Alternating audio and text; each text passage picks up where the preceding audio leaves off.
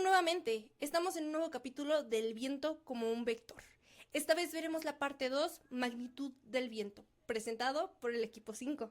Nuevamente nuestros investigadores Astrid López, Emiliano Reyes y su servidora Jessica Pérez. Introducción. La magnitud del viento o su velocidad es uno de los aspectos más importantes en el estudio del viento, como fenómeno atmosférico. La velocidad del viento determina la fuerza con la que se desplaza el aire entre zonas de diferente presión, afectando desde el clima local hasta eventos meteorológicos extremos, así como tormentas y huracanes. Velocidad del viento, definición y unidades de medida. La velocidad del viento es una medida de rapidez con la que se mueve el aire entre dos puntos. Este movimiento se debe a la diferencia de presión atmosférica entre zonas de alta y baja presión. La velocidad puede variar en función de factores como la altura, la topografía y las condiciones atmosféricas locales.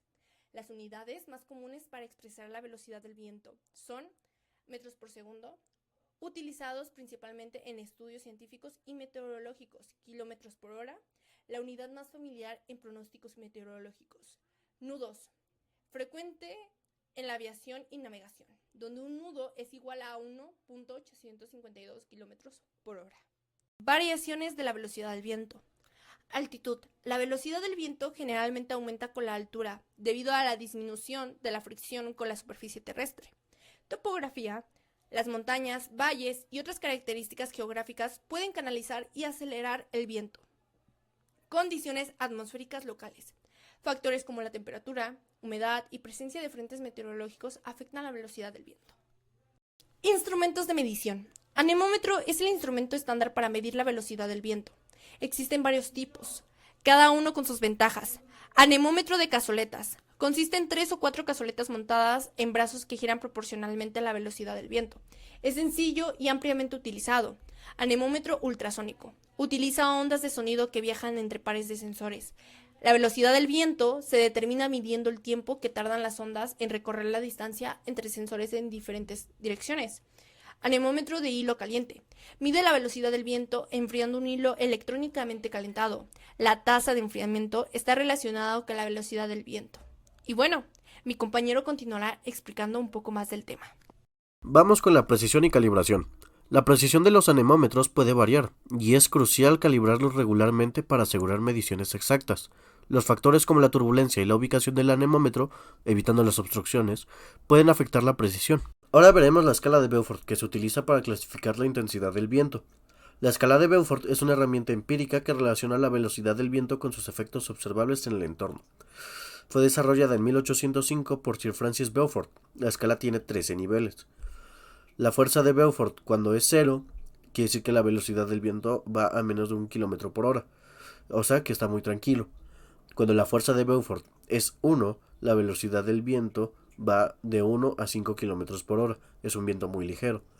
Cuando la fuerza de Beaufort es 6, la velocidad del viento va de 39 a 49 km por hora, que es un viento fuerte y ya puede mover ramas grandes.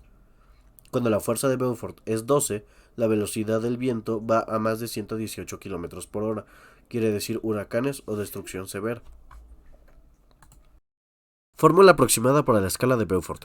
Aunque la escala de Beaufort es empírica, existe una relación aproximada entre la velocidad del viento en metros sobre segundo, y el número de Beaufort, que es la letra B. Entonces tenemos que la velocidad va a ser aproximadamente 0.836 que multiplica al número de Beaufort, que está elevado a la 3 medios. Como nota, esta fórmula es una aproximación y la escala original se basa en observaciones cualitativas. Revisando la grabación me doy cuenta que digo número de Beaufort y quiero aclarar que el número de Beaufort es una constante, no es un número que está dado por cierto valor, sino que es una constante y dependiendo del caso que estemos analizando, su valor puede variar. Y ya, solo quería aclarar eso. Podemos pasar al siguiente punto. Bien, ahora veamos la relación entre la velocidad del viento y el gradiente de presión. El gradiente de presión es la diferencia en la presión atmosférica entre dos puntos en el espacio, medido en pascales por metro. Es el principal impulsor del viento, ya que el aire tiende a moverse de zonas de alta presión hacia zonas de baja presión, generando el viento. La relación entre el gradiente de presión y la velocidad del viento se describe a través de la fuerza del viento, la cual está dada por la siguiente ecuación, donde tenemos el gradiente de presión, que es decir, la diferencia de presión entre dos puntos, y donde ρ, el denominador, es la densidad del aire, que en condiciones normales a nivel del mar se aproxima a 1.225 kilogramos sobre metro cúbico. ¿Qué nos dice esta fórmula? La ecuación indica que la fuerza del viento es proporcional al gradiente de presión. Esto quiere decir que cuanto mayor sea la diferencia de presión entre dos puntos, mayor será la fuerza que impulsa el viento. La densidad del viento del aire, ρ, es un factor inversamente proporcional, lo que significa que a mayor densidad del aire, la fuerza del viento disminuye. Por lo tanto, el viento se genera principalmente debido a la diferencia de presiones entre dos puntos. El aire se mueve de áreas de alta presión a áreas de baja presión, y la densidad del aire juega un rol en la magnitud de esta fuerza. Ahora veremos la fórmula de la velocidad del viento en condiciones idealizadas. Se presenta una fórmula para calcular la velocidad del viento en el modelo idealizado, en el que no se consideran fuerzas como la fricción. Este modelo simplificado busca describir la relación entre la velocidad del viento y el gradiente de presión. Y bueno, aquí tenemos la fórmula, donde V es la velocidad del viento, tenemos el gradiente de presión, que como ya dijimos, el gradiente de presión es la diferencia de presión entre dos puntos en el espacio, y donde F es la frecuencia de Coriolis, que toma en cuenta el efecto de la rotación de la Tierra sobre el movimiento de los objetos, como el viento. Esta frecuencia está dada por otra fórmula. F, o frecuencia de Coriolis, va a ser igual a 2 por omega, que es la velocidad angular de la Tierra, o sea, una constante, por el seno de phi, que es la latitud en donde se está midiendo. Y C es una constante que depende de las condiciones específicas del modelo. Ahora, hablando de la descripción del modelo, este modelo asume condiciones ideales en las cuales no se consideran fuerzas de fricción ni efectos de otras fuerzas que puedan afectar la velocidad del viento.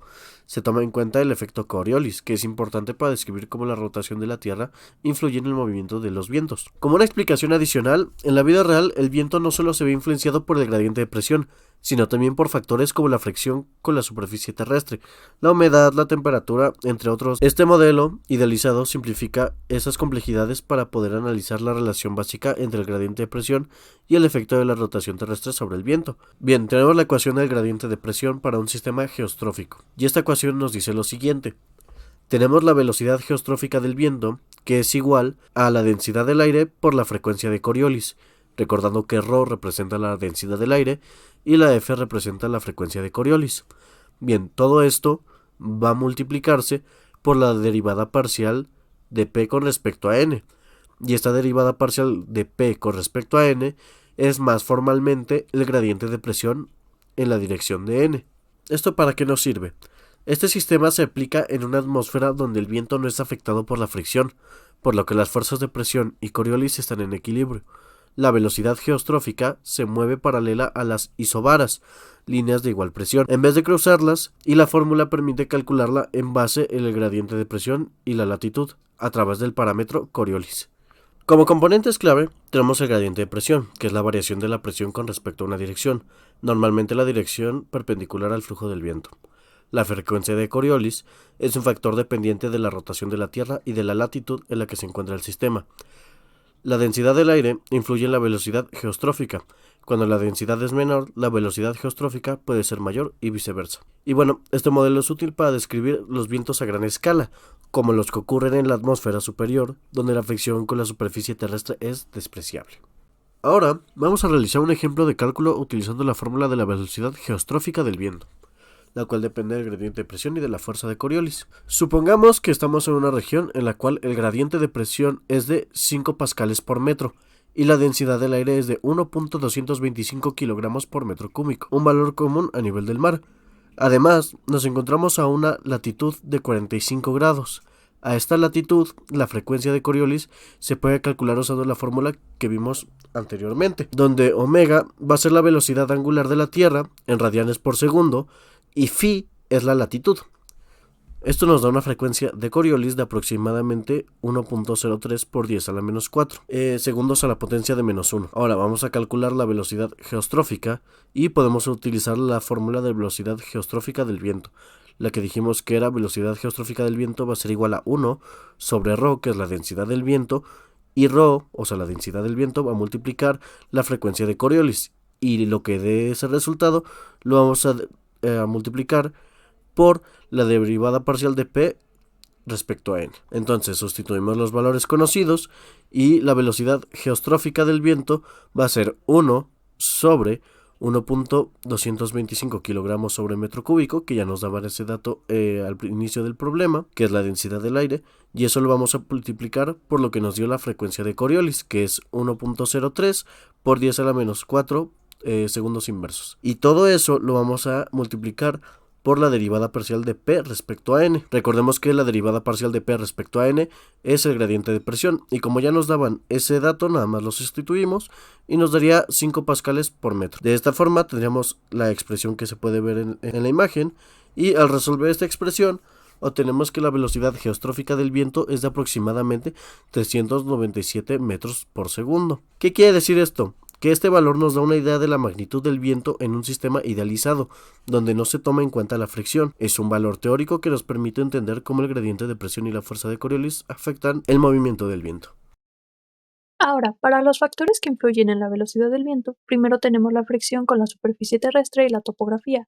Dado que los movimientos de aire en la atmósfera se encuentran limitados en las capas más bajas por la denominada troposfera, las montañas disminuyen la sección por la cual el viento puede circular. Como el aire no puede desaparecer ni comprimirse, una consecuencia de esta disminución de la sección y conservación de la masa es el aumento de la velocidad, el llamado efecto Venturi. Por ejemplo, ocurre cuando el viento se acelera al pasar por lugares estrechos, como los cañones.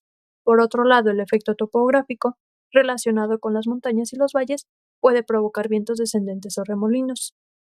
La turbulencia es un movimiento inestable del aire provocado por cambios en la velocidad y dirección del viento, como las corrientes en chorro, las tormentas y los frentes meteorológicos fríos o cálidos.